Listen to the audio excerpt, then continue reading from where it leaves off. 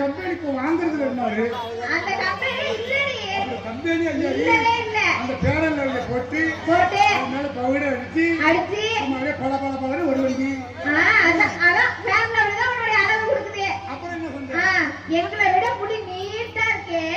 உன்னோட மயிரோட ரகசியம் இந்த மாதிரி கேட்கிறீ. காலையில எந்திரிச்ச உடனே நல்லா சாம்பு போட்டு அலசிட்டு லேசா தேங்காய் தடவி அப்படியே 3 கிளைய பிரிச்சு ஒத்த சைடியா பின்னிட்டு படுக்கும் போது கைக்கு ஆணியை மாட்டிடுவேன். எறும்பு கிரும்பு ஆரம்பிச்சுன்னா எனக்கு சந்தேகம்லாம் எதுல தெரியுமா இருக்கு. இவ்வளவு அழகா மணிமணியா வச்சு ஜாக்கெட் போட்டிருக்கேன்.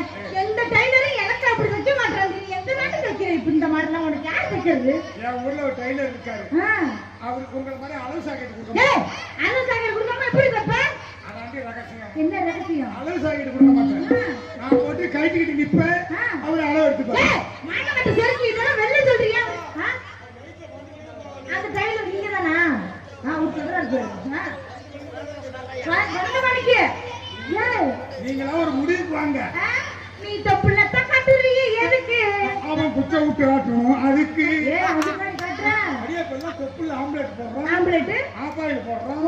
சம்பளம் விடுறோம். அவன் இன்னும் ரோஸ்ட் கூட சுட போறாங்க. இதெல்லாம் எப்படி வேகும் அந்த இடத்துல? தொப்புல சுட்டா எப்படி வேகும்? ஆப்பாயில் ஆம்லெட்லாம் வயிற்று அவ்வளவு எரிச்சல்டி. வயிற்றுல ஆமா விரல எங்க சொல்லுவாங்க? அதெல்லாம் நான் கேட்கல. சரி அதை விட இந்த புடவை இவ்வளவு அழகா இருக்க பூவா போட்டு எங்க வாங்கின? சிறந்த முறையில் ஆடை ஆபரணம் எடுக்க மகாராஜா சில்போஸ் திருவாரூர்.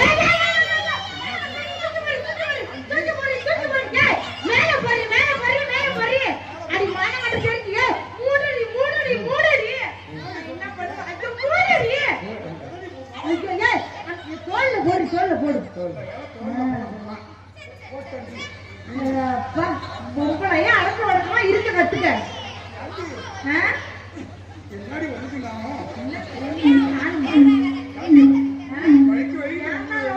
வழிக்கு வழிக்கிட்டு உழுவுதடி.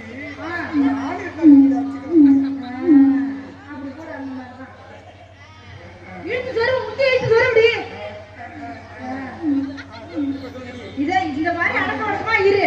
ஆமா நானும் பொம்பளை நீங்க பொம்பளை, நீங்க பொம்பளை நானும் பொம்பளை.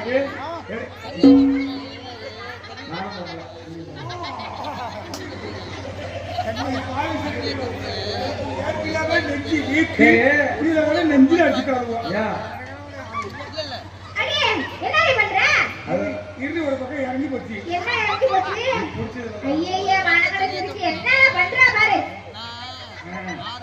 ஆள் கிட்ட